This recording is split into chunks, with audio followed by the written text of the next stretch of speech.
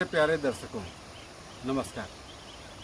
मझौन हिमालय की पहाड़ी की गोद में बसा एक छोटा सा गांव, वहीं से आपका सुजय प्रकाश उपाध्याय एक ज्योतिषी आपसे बातें कर रहा है। आज मैं होलिस्टिक अप्रोच ऑफ एस्ट्रोलॉजी की कड़ी में एक नया आयाम जोड़ने जा रहा हूं और आज मैं बात करूंगा किसी भी कुंडली में बनने वाले ज्योतिषीय योगों का।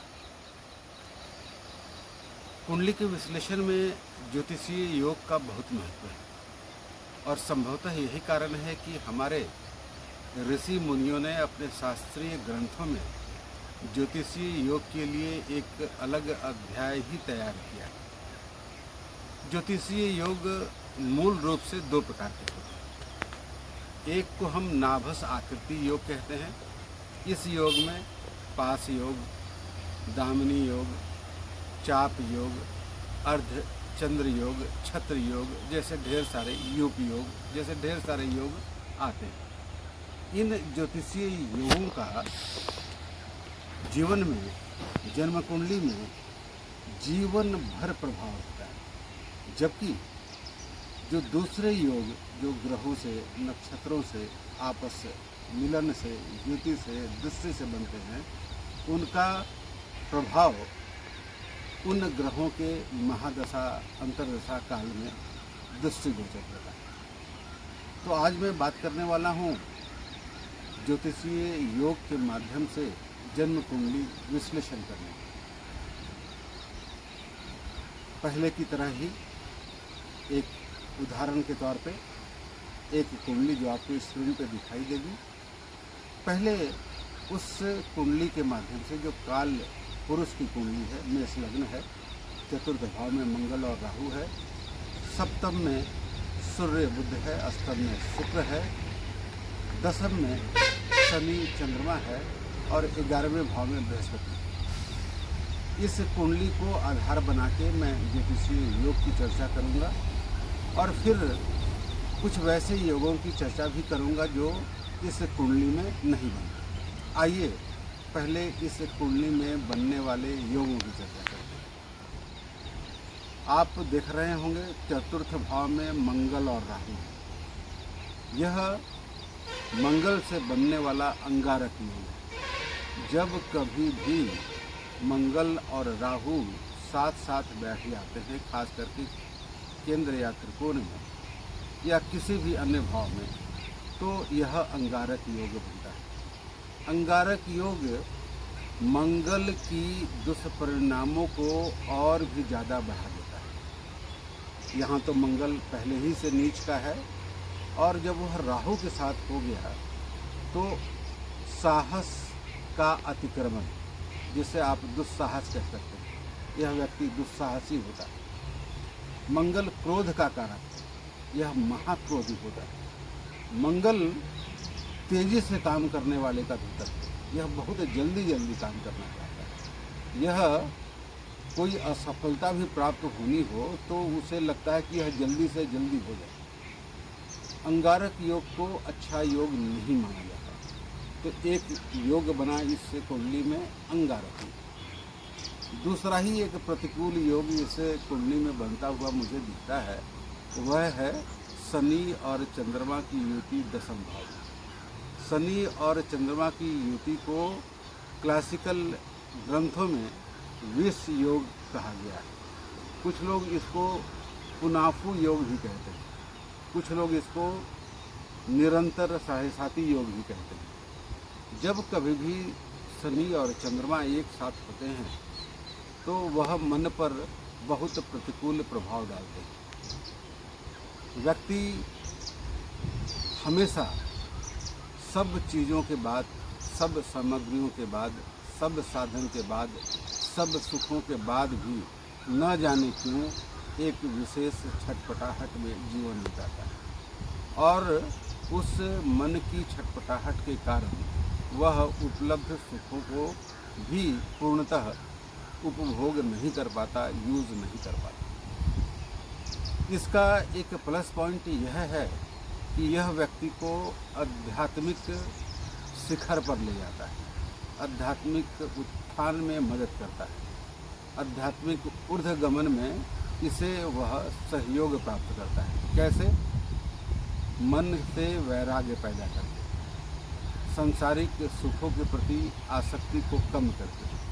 आपको जान के आश्चर्य होगा कि जितने भी महापुरुष हुए, खास करके संत लोग, जैसे बुद्ध, जैसे महावीर, जैसे दादू, जैसे कबीर, ऐसे लोगों की जन्म कुंडली में शनि और चंद्रमा की युति बरबस दिख जाती है। तो यह सांसारिक दृष्टि से खराब है, लेकिन आध्यात्मिक दृष्टि से एक अच्छा योग माना जाता है। आइए आगे बढ़ते हैं। इस कुंडली में एक परिजात नामक योग भी है, कुछ लोग इसको काहल योग भी कहते हैं।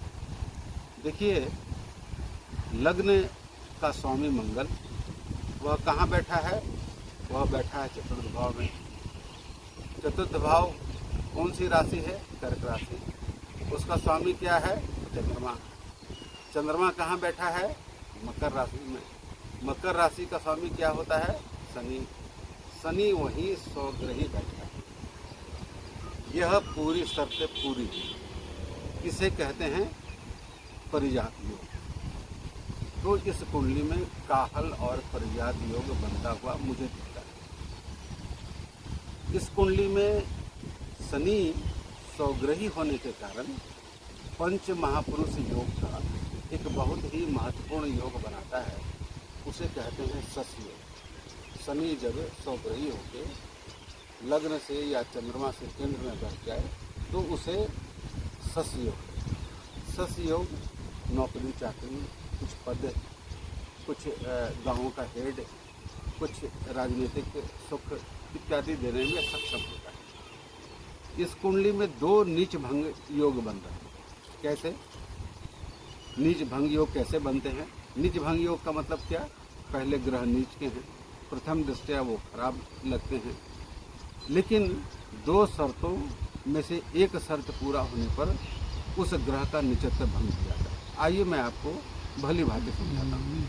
मंगल इस कुंडली में नीच का है, लेकिन मंगल जहाँ बैठा है उसका स्वामी कौन सा है?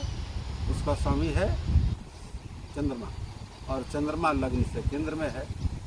तो एक शर्त से ये नीच भंग हो गया। एक दूसरी शर्त भी है कि जो ग्रह नीच का है वह जहाँ उच्च का होता है, मंगल नीच का है, कहाँ मंगल उच्च का होता है? मकर राशि में। उसका स्वामी भी यदि केंद्र में लग्न से या चंद्रमा से बैठ जाए तो नीच भंग राजयोग बन जाता है। यहाँ देखिए, मंगल नीच का, वह उच्च का होता है मकर में। मकर का स्वामी शनि। शनि केंद्र में बैठा है, चंद्रमा से भी केंद्र में बैठा है। तो इस तरह से पूरी तरह से नीच भंग हो रहा है। उसी तरह से देखिए, इस कुंडली में सूर्य भी नीच का है। सूर्य का नीचत्व भंग भी इसी तरह से होता है। कैसे? सूर्य उच्च का कहाँ होता है? मेष राशि में। मेष राशि का स्वामी क्या है? मंगल।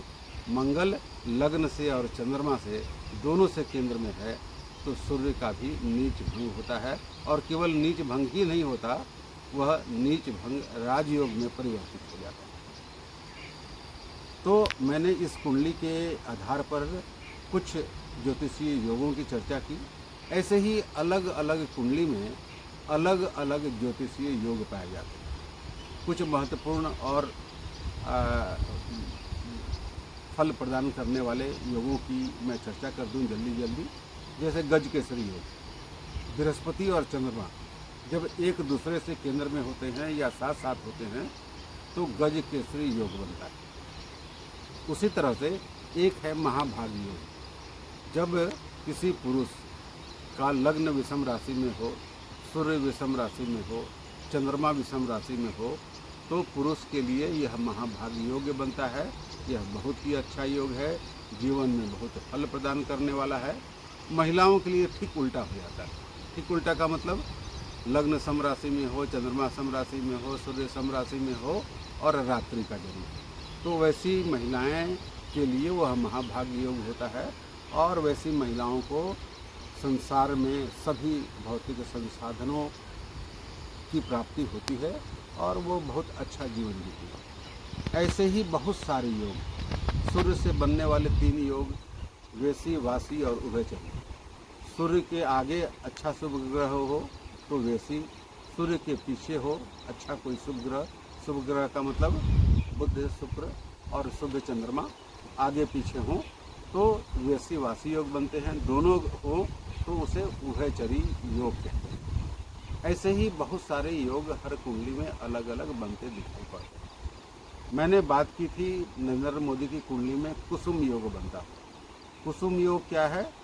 स्थिर लग्न हो, चंद्रमा त्रिकोण में हो, शुक्र केंद्र में हो और शनि 10वें भाव में बैठा हो तो कुसुम नामक योग बनता है। और इस कुसुम योग ने नरेंद्र मोदी को शिखर पर पहुंचाया, देश, समाज और राष्ट्र के लिए कुछ करने का अवसर दिया। ऐसे ही बहुत सारे योग बनते हैं। मैंने अमेरिका के राष्ट्रपति डोनाल्ड ट्रंप के लिए एक छत्र योग का प्रयोग किया था। देखिए छत्र योग क्या है? यह नाभस आकृति योग। जब 10वें भाव से लेके 4th भाव तक में सारे ग्रह बैठ जाएं एक जगह राहु केतु को छोड़ के तो वह छत्र नामक योग बनता है। छत्र की आकृति बनती है। तो ऐसे लोग को कभी भी जीवन में भौतिक संसाधन, पैसे, अर्थ का अभाव नहीं होता और वो शुरू से नहीं होता। डोनाल्ड ट्रंप के बारे में तो आप जानते ही हैं, उन्हें अर्थ का अभाव कभी नहीं हुआ। उसी तरह से एक अर्धचंद्र योग होता है। जब 7 भावों में सारे ग्रह बैठ जाएं तो अर्धचंद्र जैसा आकार का बनता है। जैसे मैं आपको बताऊं कि 7वें भाव से लेके 1st भाव तक में 7, 8, 9, 10, 11, 12 में कोई ग्रह, सारे ग्रह बैठ जाएं राहु केतु को छोड़ के तो वे कहलाते हैं अर्धचंद्र योग। ये योग भी भौतिक संसाधनों के लिए बहुत अच्छे होते हैं और बहुत अच्छा फल देते हैं। योगों की चर्चा कभी समाप्त नहीं होगी। आप योगों के बारे में जानकारी कहाँ से लें? कई ग्रंथ हैं। शुरुआती दिनों के लिए आप बीवी रमन की पुस्तक 100 योग 100 योगास करके पुस्तक आती है, उससे पहल शुरू करें, उससे शुरुआत करें। एक राजस्थान के पंडित भोज राज द्विवेदी हैं, उन्होंने भी कई सारे योगों की चर्चा पर कई पुस्तकें लिखी। धन योग, सुख योग, सफलता योग, दाम्पत्य योग, विवाह योग, ऐसे करके राजयोग, ऐसे करके उन्होंने ढेर सारे योगों की चर्चा की। हाँ, वीडियो समाप्त करने के पहले मैं एक बात कह दूं जो मुझे अचानक स्मृति में आई है। वह पराशर मुनि के द्वारा चर्चित राजयोगों की। उनके अनुसार राजयोग कब बनता है? जब केंद्र और त्रिकोण के स्वामी ग्रह एक दूसरे से संबंध स्थापित कर लेते हैं तो वह राजयोग बनता है। पराशर कहते हैं कि लग्न और पंचम का संबंध बने तो अच्छा, चतुर्थ और पंचम का संबंध बने तो उससे भी अच्छा, सप्तम और पंचम का संबंध बने तो अच्छा, सप्तम और नवम का संबंध बने तो उससे भी अच्छा, लेकिन सबसे अच्छा जब नवम और 10वें के संबंध बन जाए। मतलब क्या? मतलब कि जब 9वें भाव का स्वामी और 10वें भाव का स्वामी तीनों तरह के संबंध से, संबंध 3 तरह के होते हैं। एक युति संबंध साथ साथ बैठ जाएं, एक दृष्टि संबंध एक दूसरे को देखें, और एक स्थान परिवर्तन संबंध, एक दूसरे के घर में बैठा है, दूसरा पहले के घर में बैठा है, तो यह स्थान परिवर्तन संबंध हुआ। जब इस तरह का संबंध है 9वें 10वें के स्वामी बना लें तो ये शानदार राजयोग बनता है। इसे पराशर मुनि ने कहा धर्म केंद्राधिपति योग। यह बहुत ही अच्छा योग है और जिनकी कुंडली में मैंने देखा है उन्होंने उत्कृष्ट जीवन जीने का, उत्कृष्ट सफलता प्राप्त करने का सौभाग्य उन्हें प्राप्त हुआ है। तो आज ये बारिश आने वाली है तो मैं ये वीडियो यहीं समाप्त करता हूँ। इसी तरह का वीडियो मैं आगे आपके समक्ष लाता रहूँगा। मुझे आपसे निवेदन नहीं करना है, केवल विनम्र प्रार्थना मेरी यही है कि मेरे इस वीडियो को देखिए और अच्छा लगे तो लाइक कीजिए, शेयर कीजिए। धन्यवाद, नमस्कार, मस्त रहिए, खुश रहिए, हंसते रहिए, खुशहाल रहिए। नमस्ते।